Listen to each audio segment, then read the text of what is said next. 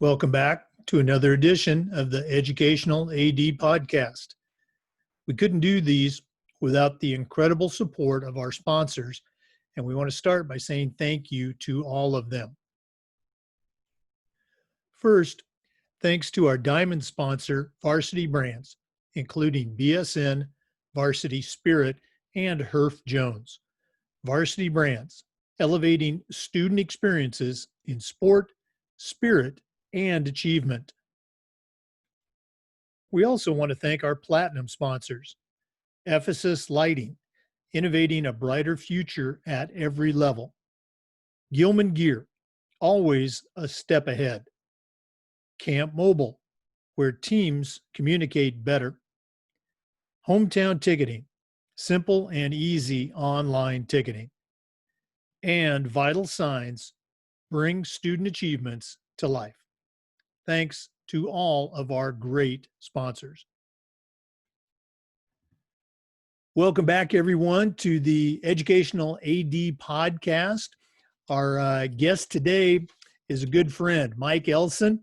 He's a certified master athletic administrator, and he's the athletic director at Christ Presbyterian Academy in Nashville, Tennessee. Mike, welcome to the podcast.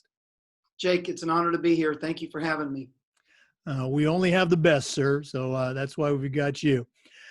Well, you and I were talking about it earlier. This is certainly a busy time for athletic directors, so let's jump right into it.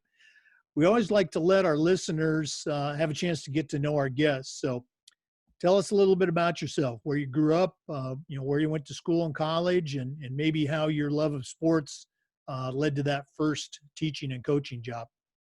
Sure. Thank you, Jake. I grew up in a small town in Indiana, Newcastle, Indiana. It's a town of about 20,000 people. I graduated from Chrysler High School, and it was named Chrysler, of course, because of the factory. And at that time, for many years, since it was the Maxwell House in the early 1900s up until I graduated in 1982, it was the center hub of finance for our city, provided all the families with income, and town was thriving in a pretty strong way. Chrysler's now since gone, and so they now call the high school Newcastle High School. But I grew up as the oldest of four boys on 19th Street. My first job was passing the Indianapolis Star, and I passed that from age 13 until I went to college. Interesting story, and I'll be as quick as I can. In Newcastle, Indiana, you dream of playing for the Newcastle Trojans on the basketball team, because Newcastle has the largest high school gym on a high school campus in the country. Oh, wow. It seats, when they put temporary bleachers in around the track, it seats over 10,000 people. A couple of interesting guys that attended my school, or I was a year ahead of, Steve Alford, who is now the University of Nevada coach, won a national championship for Bob Knight and Indiana Hoosiers in '87. And then Mike Kovaleski was a friend of mine, and he played football at Notre Dame and actually started as a freshman linebacker. And his father, Frank Kovaleski, has an award named after him through the NIAAA. I actually spent one night at Mike's house back when we were sophomore, junior in high school. We were in FCA together. So my connection to the Kovaleskis is pretty special from my vantage point. Oh, yeah, that's very cool. It's interesting, tying into that growing up. When I first started in the NIAAA, I see this name, Frank Kovaleski, on like the bullet on the brochures. And I'm like, is that Mr. Kovaleski? Because I had not been really a part of the NIAAA for my first several years at CPA.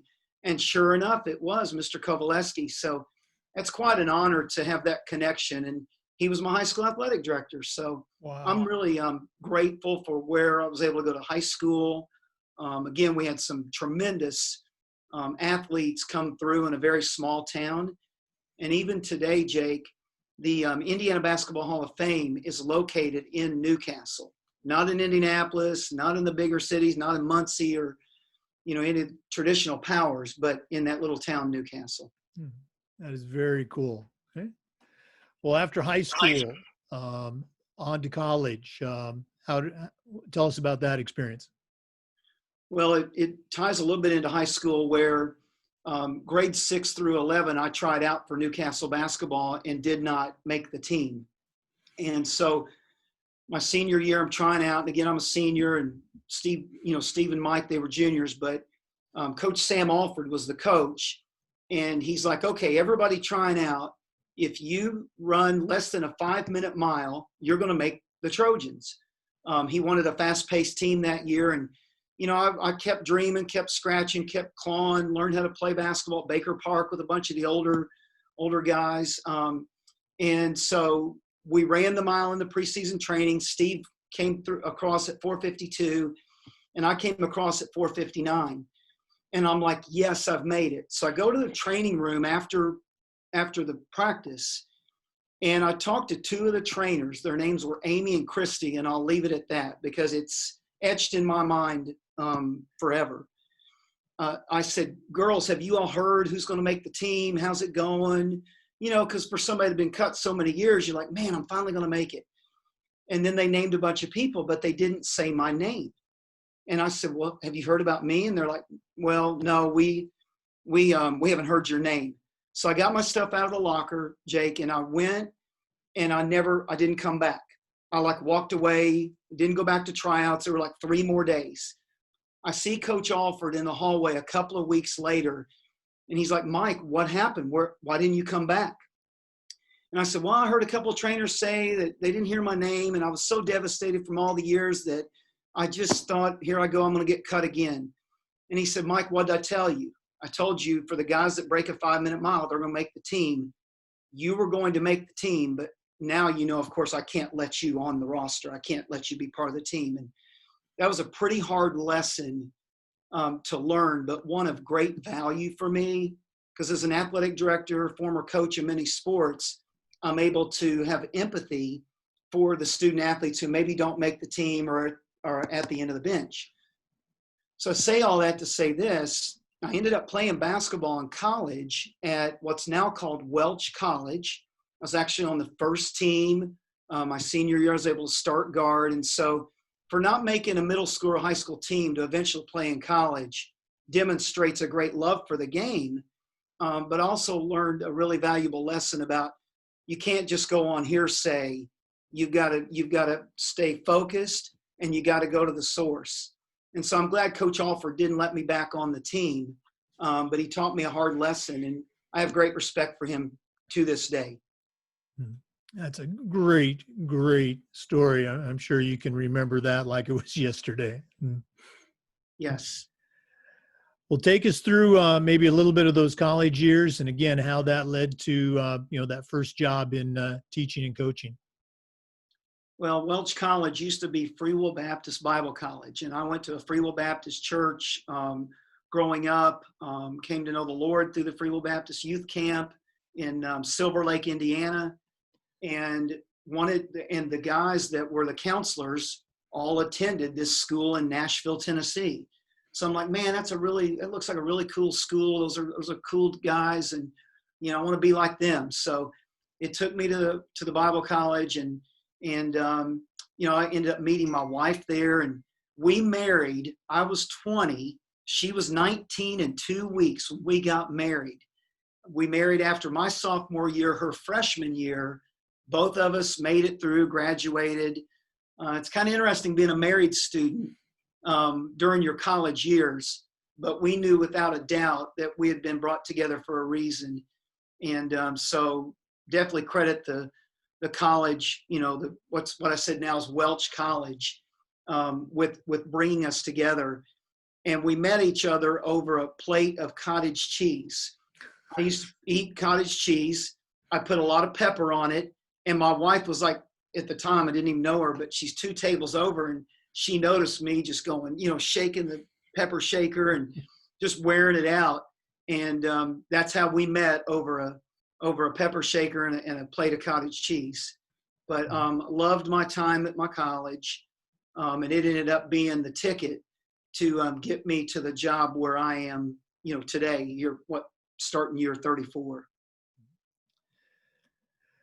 Well, we talk a lot about leadership and mentorship, and I know that mentoring has a particularly strong place in your heart.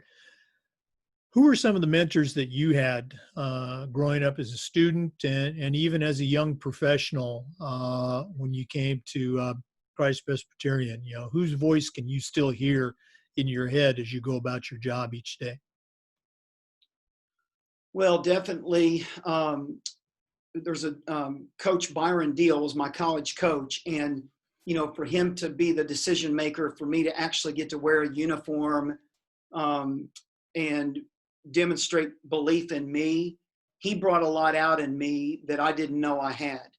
So, and we were able to have a great relationship both on and off the court. And he was a pioneer. For years, the college did not want to have interscholastic, athletics, if you will, on the college level. And I'll share this with you. Swin Nader played for John Wooden at UCLA. Mm-hmm. And Swin was actually a national championship coach of an NCCAA school. Everybody's heard of the NCAA, but the National Christian College Athletic Association is what our college played in. And I was talking to Swin, and we had him speak in Tennessee at an AD conference 2 years ago. And he's like, I know exactly what that league is. And anyway, we were able to compete in a national tournament one year, and it was the dream of Coach Deal to start a program and to get to be on the first official roster of the college. I had no idea what God was preparing me for, but what ended up happening, so Byron Deal is my mentor. Then I get to come to a place called Christ Presbyterian Academy, a little bitty school that in 1985 started as a K through 6. They added a grade every year. I started when they were K through 8. They'd never had any athletics, no coach. So little did I know at 23 years old, I was going to be privileged to be the school's first coach and only athletic director. So another mentor of mine, Richard Anderson, the founding headmaster of our academy, he said, now, Mike, you're going to come in, we're going to teach PE, we're going to take a couple years, and then we'll start athletics. And Jake, I think I waited like 3 days, and I went in, I'm like, can we start a cross-country team? And we'll wear our PE uniforms, and, I'll coach both teams. And so that first year, Richard mentored me. My college coach kept mentoring me, even though I had already graduated from the Bible college. And we had soccer. We had girls basketball. They wouldn't allow boys basketball yet because they didn't feel like we had enough boys and we couldn't be competitive. And then we had track in the spring. So I was coaching everything. We had no budget, no coaching stipend, but I dreamed of being a coach. And you got to remember that's an important part of this journey, because I didn't get to wear that uniform for the Newcastle Trojans. So to have the privilege to get to be a coach of all these different sports, it was a tremendous honor. And so from Byron Deal to Richard Anderson, and then a gentleman named Ed White. Ed pitched at Vanderbilt back in the 70s, Vanderbilt University, outstanding athlete. And he loved me unconditionally. And I ended up coaching, a couple of his boys, but he's about to retire, but like an assistant vice president of Pinnacle Bank here in Nashville. And Ed was always available for me. Anytime I needed a phone call, go to lunch, if I was hurting, if, as an AD, you're getting criticized, Ed loved me unconditionally. And he was patient with me as I walked through, especially the early years of my 20s. Like I said, being the first coach, I've been our only athletic director. I made a lot of mistakes on the job training, but without those mentors, it doesn't happen. And then I have to say this before we leave the mentor piece. My wife is by far the greatest mentor. I'm not saying that because it's a right thing to say. Mary she's the sounding board. She's the unseen mentor. Her intuition is awesome. She's also an educator. So I'm able to just continue to this day, run everything by her. And I can make mistakes of my thinking or what should we do here? And, just get a lot of advice from her. And she's going to love me unconditionally through it. And she stopped me from doing things that I would have regretted later. just because of being that wise counsel for me. So got to make sure I say that again, not because it's the right thing to say, but because it is the true essence of an anchor for me as a man and as a professional. I can certainly echo those comments. I'm asked by some of our young coaches, how does your wife put up with, the long hours, et cetera? And I said, she's a coach, she's an athlete, she gets it. So, that's, my advice to young coaches or potential ADs is make sure your spouse is 100% on board. You talked about, being involved with the startup. I've been privileged to be involved with a couple of different startups, and it is a very special time. It also puts you and your career in a unique perspective to answer this next question. Maybe not going back, the entire time, but maybe in the last 15 or 20 years, how has the job of an athletic director changed? There's a lot of directions you could go, but I'm curious as to your perspective. How has your job changed day to day, say in the last 15, 20 years? I'd say, I'll start with now, and it's really awesome to be able to give back to coaches, to athletic directors. And when I say give back, I share mistakes and I encourage them, please learn from my mistakes. And so if we can help others succeed, isn't that what this is all about? And, you and I are walking through the new LTC 716 course, and we're back and forth and a bunch of drafts and trying to help each other. And I feel like we're mentoring, all of us are mentoring each other through that. But I think, here on the back end, looking back, that's a neat metamorphosis to get to grow through. When you're young as an AD and a coach, you are constantly criticized. And so I still get criticized like we all do, but I don't sense the same heaviness that I did of maybe disrespect. Well, he's 28 years old or he's 32 years old. What does he know? How does he know? He's never experienced this. Well, now we've kind of, we've kind of seen it all. So we can reflect back. I tell people all the time, when I first started, my phone messages would be about 30 if I hadn't checked in 3 hours. We didn't have this technology that we're blessed with today. So now everything's via email, via text, but the phone calls, and I frankly think that's something that's missing in our culture and our society today. We just don't pick up the phone and talk to people anymore. The easy way out is to text or send an email. I want to meet face to face. I want to meet via phone call. And that's all we could do back, in the late 80s, 90s, even early 2000s. An interesting thing about our school, I want to make sure I say this right. It's not that I enjoyed the first 10 or 15 years more, but I didn't feel as much pressure to win. We've won a bunch of championships, district, region, sectional, state. And I tell people all the time, you can go into our gym and you can smoke or burn those banners. I could give a rip, because this school that I'm at has always been special, whether it was K through 8 with no athletics, the heart, the grounding, the foundation, the purpose for why it was created will always resonate with me over what's now, oh, great, you won a championship in football and all these different sports. Well, great, but I don't want that to define me. That is not success. It truly is Coach Wooden's peace of mind description that he so eloquently scripted back, 1934 to 1948. And so for me at this school, growing up, that's one of the differences that I see. People back in the 80s and 90s, they didn't come because of championships, facilities, or buildings. They came because of the essence of the institution. Now I think people come from all over, like, man, that's a winning program, or they just built this, or they just hired that person. Okay, that's the nature of where we're at right now. So you got to navigate the waters and understand the times. But that's been a big difference for me from the early years of being an AD to now. And Jake, I truly understand how blessed I have been to get to be in this position for so long, because a lot of people end up not getting into the opportunity to be an AD until the end of their career. And I've been able to navigate throughout my professional adult life, if you will. Good things happen to good people. Okay.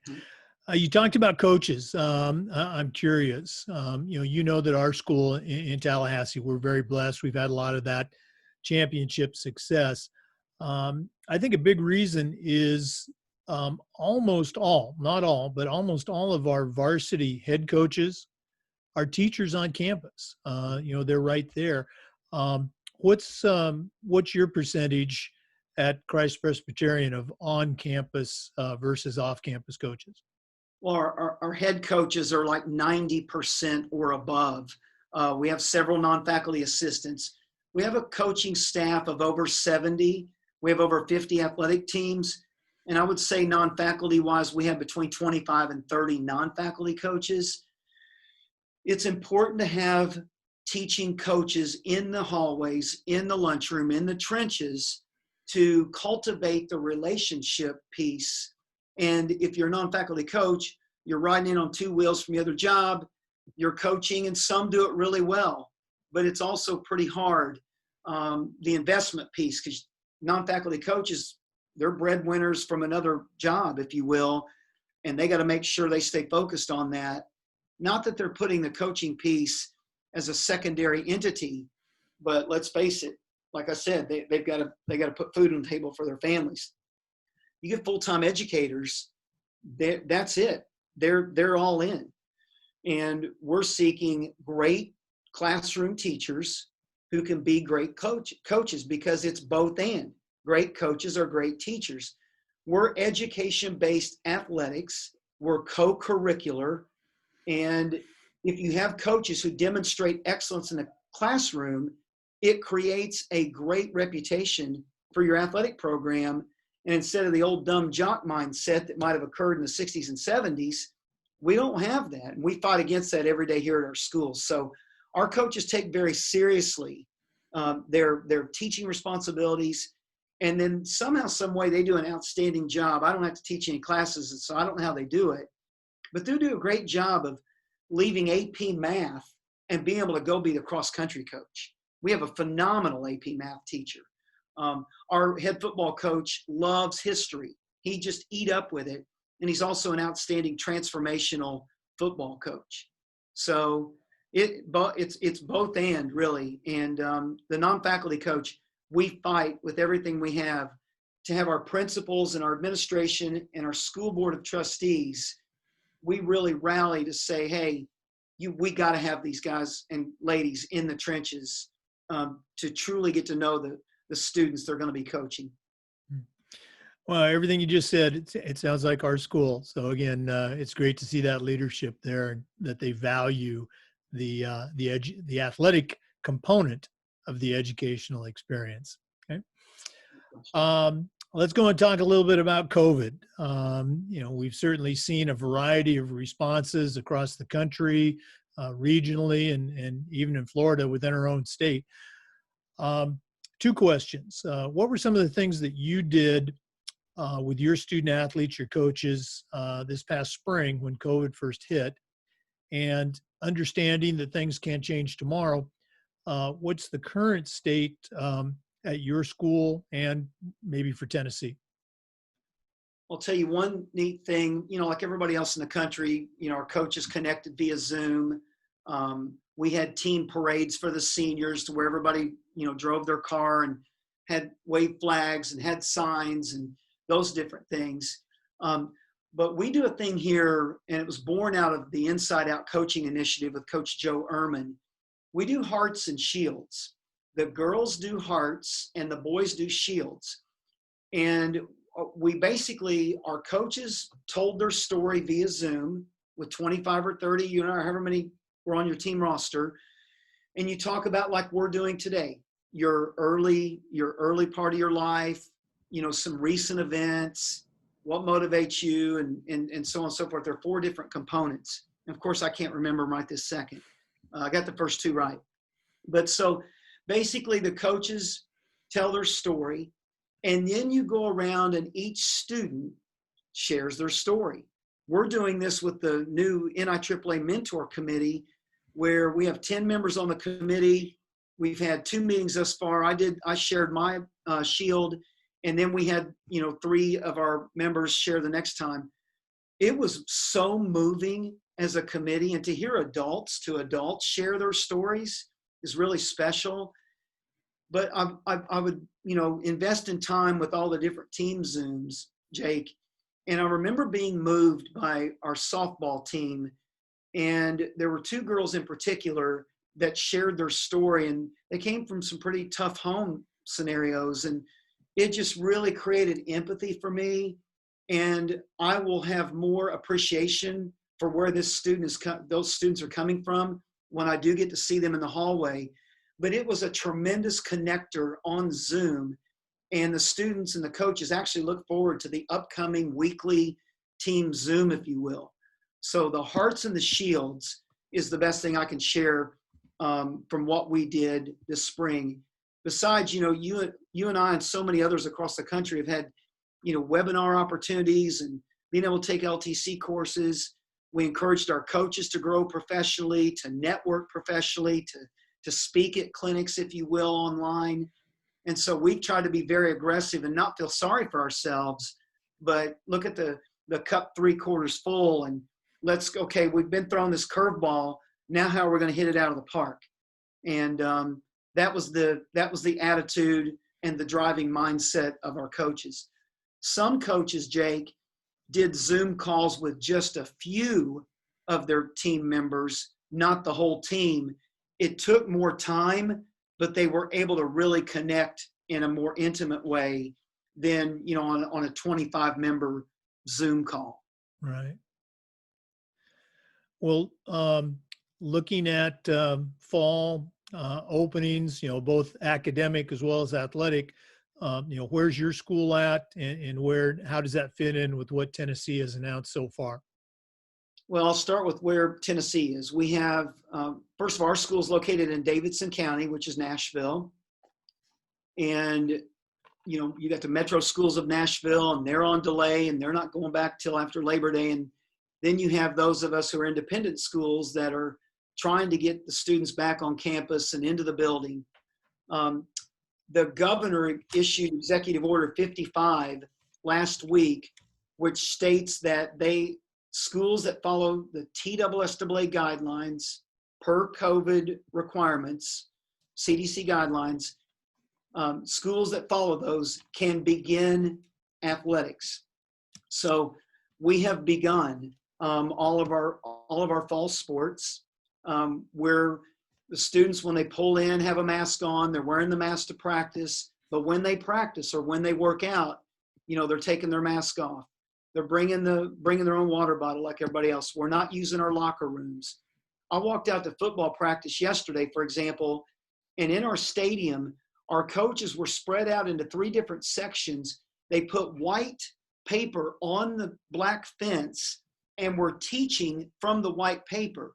Normally, we're in with a projector on the screen or a smart board or whatever, but I thought I was really impressed with how creative they were being to take that opportunity to teach outside, because we can't be in the locker rooms. So that was one adjustment that I thought was great. Our school, we had some parents kindly give us a donation, and we have these remote control tackle dummies. And the first day we had them, Coach Martin and several of his assistant coaches, they had the remote control, and they're like, these things go 40, 50 miles an hour. I had never seen them before, and they were running tackle drills. Well, it meets the expectations of COVID because you're social distancing. And so I think some creative ways like that is what we're seeing or what we're trying to do here. Now, those tackling dummies are $2,000 to $3,000 a piece, and not everybody has been blessed with a donation to do that, but we were fortunate, and I think using the money very, very wisely. Our coaches are collaborating on, holding each other accountable. Well, for example, social media. We love our social media accounts, and we have some phenomenal coaches representing their sports and driving the messaging from social media platform. what you can't do right now is take a picture of, students in, not in practice, all hugging each other or being close because you're not practicing social distancing. So we found that to be a curveball so far, in that our kids really want to be back together, but we cannot post on our social media breaking social distancing requirements. So we found that as a tough curveball. And it's like, I just didn't think about that. I'm like, okay, we got to think of everything. And then we have like an athletic collaboration team, and they're like, Mike, you can't beat yourself up every time you don't think of everything. So I want to think of all of it. I'm trying to research and study and see what people are doing all over the world, but I missed that one. And so we had a couple of teams post. I had to send all our coaches a text last night. I'm like, please take any social media pictures down where we're not social distancing for the time being until we get into season. Jake, here's the challenge. Once the media comes out, written media or, television news stations, that's on them to, take highlights from a ball game, but we will be within guidelines because we're allowed to play. So there's a lot of little things that you don't think through that we're learning on the fly.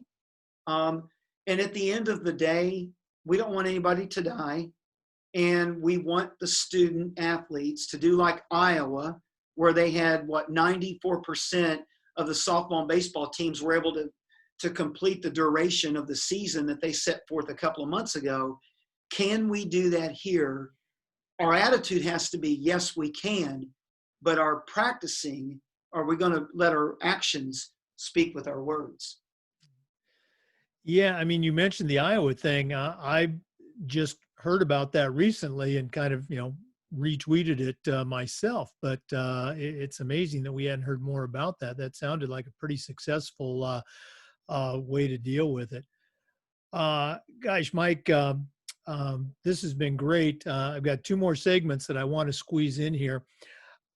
We get, or so far we've had, I think, a lot of new ADs, some younger ADs.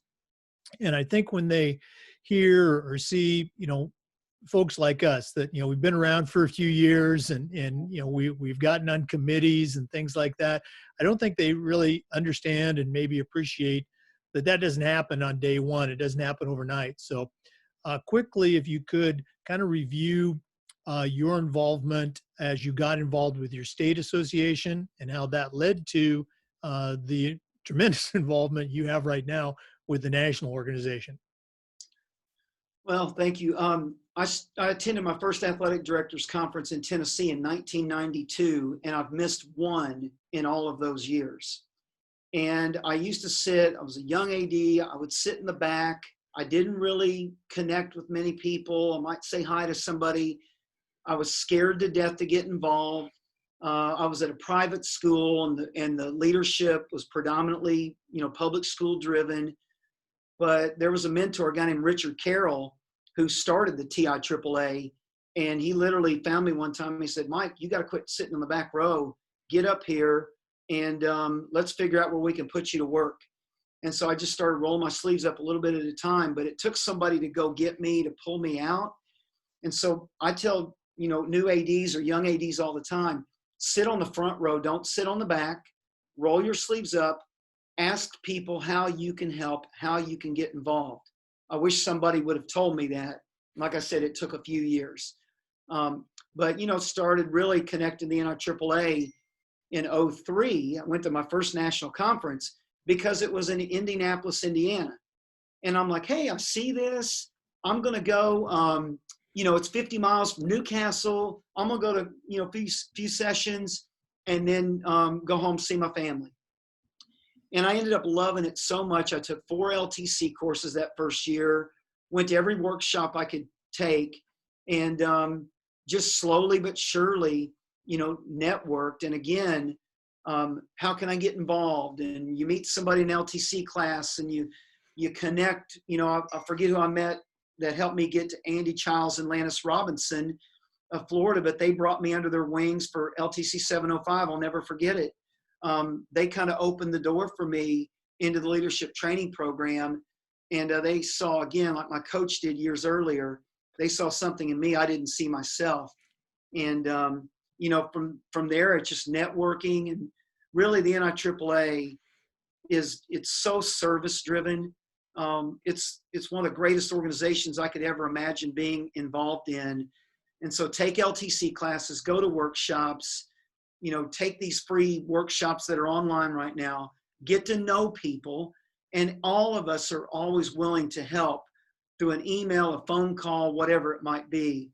Your best way to contact people through Twitter, whatever. And just don't sit back. I think that's the best advice I can give, that I wish somebody would have given me. Don't sit back. Well, you've led us right into a great job into our final segment, which we call the Athletic Director's Toolbox. As a veteran AD, I'm charging you with sending out a young athletic director on their very first job, but I'm only going to let you put 3 items in their toolbox. What 3 things are going to go in Mike Ellson's athletic director toolbox? Number 1, surround yourself with great people. You need to have a confidant or 2. I mentioned Ed White earlier, the Vanderbilt pitcher. When I was having a hard day, I could pick up the phone and call him. So the first thing you can do, you've got to have somebody's shoulder to cry on, because this is just not an easy job. So that's the first thing. Number 2 is something all of us have inside of us, outside of us, and that's your work ethic. Don't let anyone outwork you. In the pyramid of success that Coach Wooden built, there are 15 building blocks, and on the far left is the word industriousness, and on the far right is the word enthusiasm. Work hard and have fun. Going back to what you were saying earlier, Jake, about the advice your father gave you about whatever you do, have fun doing it. And if you're having fun, that's a great way to bless other people. And be service-driven, service-oriented. I read something today from George Raveling. Coach George Raveling sends out a daily email called, I think it's called the Daily Coach. Resources, you know, find a few things that are motivating. George Raveling's 83 years old. I love getting his advice as a 56-year-old professional, father, grandfather now. And he had something interesting today. He said, have you ever looked at your office? He said, is your name all over the place? Do you have award plaques all over the place? He said, not sure you want to do that as an AD. Get rid of your name. This is all about helping others, not about promoting yourself. And it really, Jake, it really stabbed me in a good way. I'm like, whoa. So I started looking around my office. But if I don't read the Daily Coach, I'm not thinking about that. So that's the toolbox piece. And man, in this technology day and age, we have so many opportunities to have resources. The Inside Out Initiative, that is a huge toolbox resource, because you want your coaches to be transformational, not transactional, not, you know, win at all cost. We all watched The Last Dance. We heard Michael Jordan say, I'm going to do whatever it takes, or I did whatever it took to win. Mm-hmm. When you flip the scoreboard on, we want to compete for victory, but we want to do it within the rules. But you don't want to do it at a win at all cost mentality. So I hope that was a helpful answer to the question. Oh, no, that was fantastic. Really appreciate it. I know our listeners do as well. Well, Mike, thanks for being on today. It's been great getting to know you these past several years at NIAAA and Section 3. Enjoy, as you mentioned, you know, we're working together with a couple other ADs on this new course. Thank you so much for sharing today. Jake, thank you for having me. It's been an honor to be with you. Well, good luck, my friend, with reopening. And to our listeners, good luck to you. And please come back again for another edition of the Educational AD.